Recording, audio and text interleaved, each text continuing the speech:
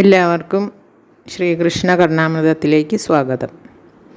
പൂന്താനത്തിൻ്റെ ശ്രീകൃഷ്ണ കർണാമൃതം 42-ാമത്തെ ശ്ലോകമാണ് ഇന്ന് നോക്കുന്നത്.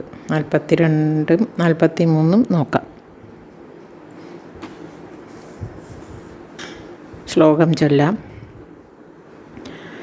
ചൊല്ലൂ രാപ്പകൽ കൂമ്പിയും വിരികയും ചെയ്യുന്നതെന്തെന്നു താൻ ചൊല്ലുമ്പോൾ അതിനിന്നതെന്നു പറവാനൂക്കും കിടാങ്ങൾക്കഹോ. എല്ലാവർക്കും സഹസേവ ഒരുമിച്ചെല്ലാരുമായി ചൊല്ലിനാരംഭോജം ജലജം പയോജമുദജം പാഥോജമെന്നേകഥാ. കടങ്കഥ പറഞ്ഞ് കളിക്കുകയാണ് കൃഷ്ണനും ഗോപാലന്മാരും കൂടി.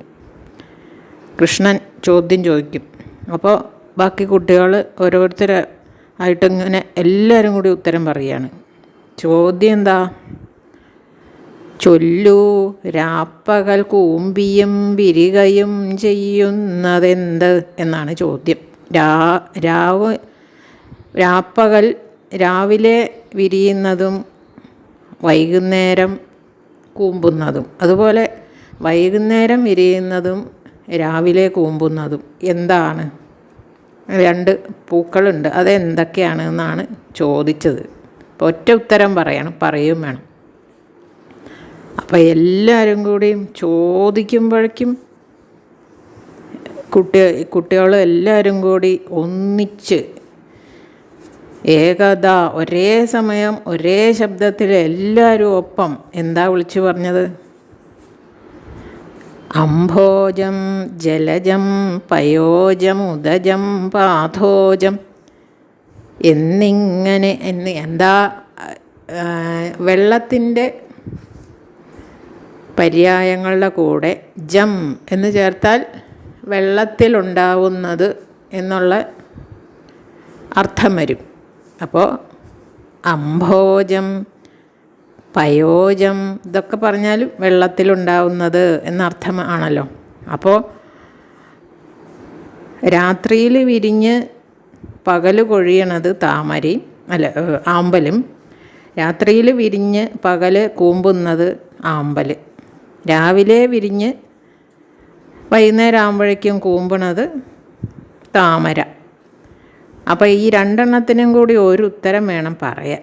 രണ്ടും വെള്ളത്തിൽ നിന്ന് ഉണ്ടാവുന്നതാണ് താനും. ഈ ചോദ്യം കേട്ടപ്പോഴേക്കിനും എല്ലാവർക്കും മനസ്സിലായി.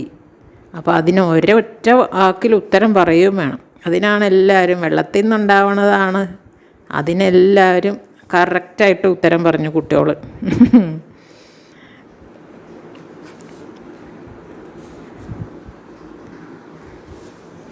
അടുത്ത ശ്ലോകം, അതിൽ ഉണ്ടൊരു കഥ.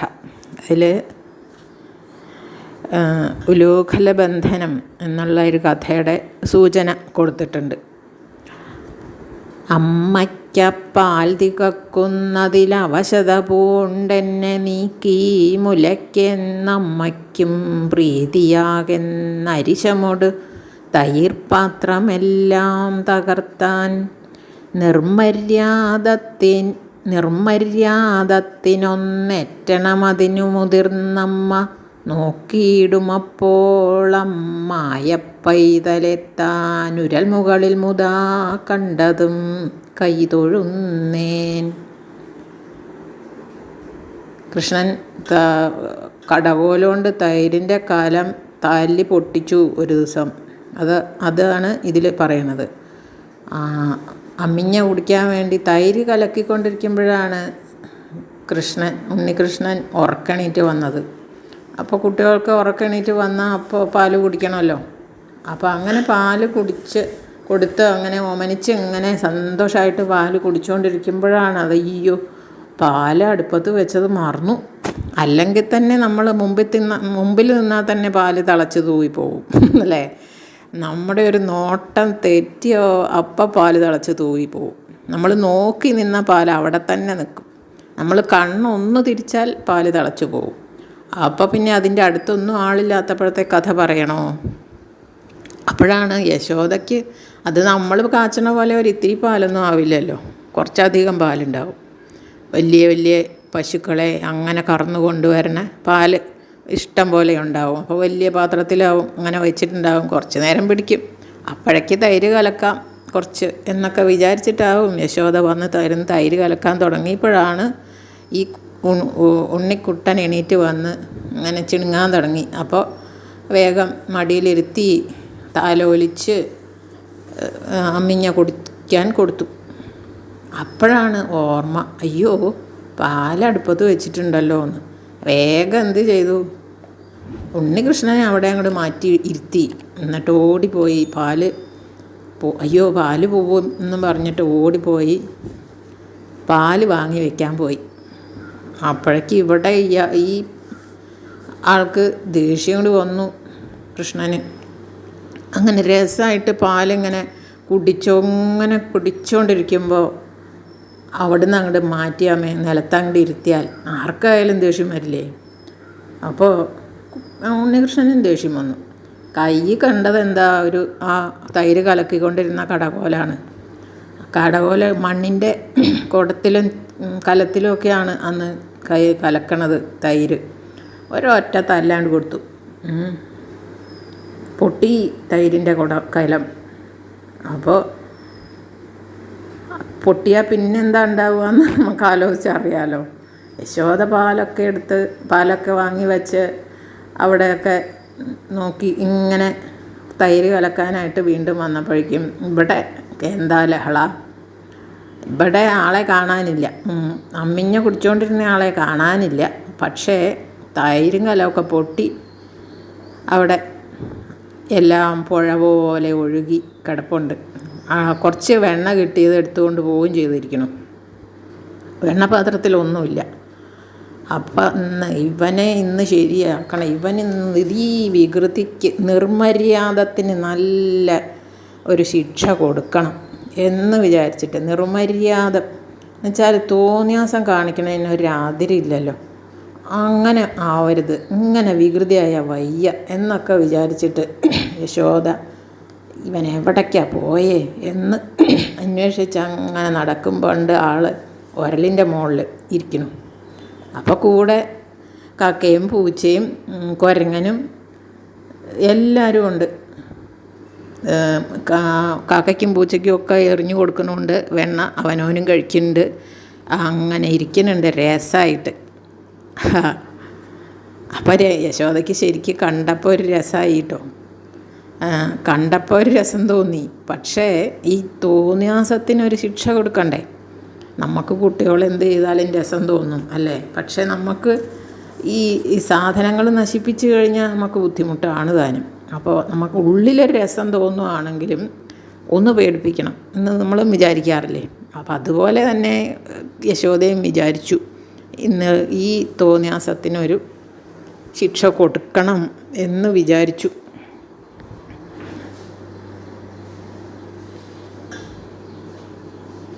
അപ്പോൾ ആ മായപ്പൈതലേ എന്നാണ് മായാമാനവനാണ് മായപ്പൈതൽ എന്ന് പറഞ്ഞാൽ മഹാവിഷ്ണുവിൻ്റെ വിഷ്ണുവിൻ്റെ പൈതൽ ആയിട്ടുള്ള ഭാവം, ശൈശവത്തിലുള്ള ഭാവം. അപ്പോൾ ആ മായപ്പൈതലെ ഉരലിൻ്റെ മുകളിൽ കണ്ടിട്ട് സന്തോഷമായി എന്നാണ് പറയണേ യശോദയ്ക്കും സന്തോഷം, കൃഷ്ണനും സന്തോഷം. എണ്ണ കിട്ടിയല്ലോ, കൂടെ കൂട്ടുകാരുണ്ട് താനും. അപ്പോൾ യശോദയ്ക്ക് എന്തുകൊണ്ടാണ് സന്തോഷം? ഉരലിൻ്റെ മുകളിൽ അവിടെ ഇരിക്കുകയാണെങ്കിൽ പിന്നെ അന്വേഷിച്ച് നടക്കണ്ടല്ലോ. ഇതേ എവിടേക്കാണ് പോവാന്ന് ഒരു പിടിയില്ലേ. അങ്ങനെയാണ്, എപ്പോഴും അന്വേഷിച്ച് നടക്കണം. അങ്ങോട്ട് വിട്ട് കഴിഞ്ഞാൽ എവിടേക്കാണ് അത് പോവുക? ചിലപ്പോൾ കാളന്തിയുടെ തീരത്തും കാട്ടിലും ഒക്കെയല്ലേ നടക്കണത്. അപ്പോൾ ഈ യശോദയ്ക്ക് എപ്പോഴും ടെൻഷനാണ്, ഈ ഉണ്ണി എവിടേക്കാണാവോ പോയത് എന്ന് വിചാരിച്ചിട്ട്. അങ്ങനെ ഉരലിൻ്റെ മുകളിൽ ഇരിക്കുകയാണെങ്കിൽ അവിടെ ഇരിക്കുമല്ലോ കുറച്ച് നേരം എന്ന് വിചാരിച്ച് യശോദയ്ക്ക് ഇത്തിരി സന്തോഷമായി. അപ്പോൾ കണ്ണനാണെങ്കിൽ അതിലേറെ സന്തോഷം. പൂച്ചയ്ക്കും കാക്കയ്ക്കും വെണ്ണ കിട്ടും ചെയ്തു. അതൊക്കെ കാക്കയ്ക്കും പൂച്ചയ്ക്കും കൊടുത്തു. രസം അവനവൻ തിന്നണതിൻ്റെ രസം അത് വേറെ. അങ്ങനെ അതുപോലെ ഇതിങ്ങനെ മനസ്സിൽ വിചാരിക്കുമ്പോൾ നമുക്കും നല്ലൊരു രസം തോന്നില്ല. അതേപോലെ ഈ എഴുതിയ കവിക്കും തോന്നി. ആ ഒരു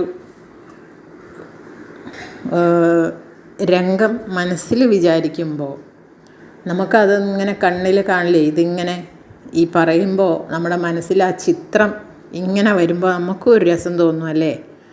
അപ്പോൾ എല്ലാം ആകെ രസമായി.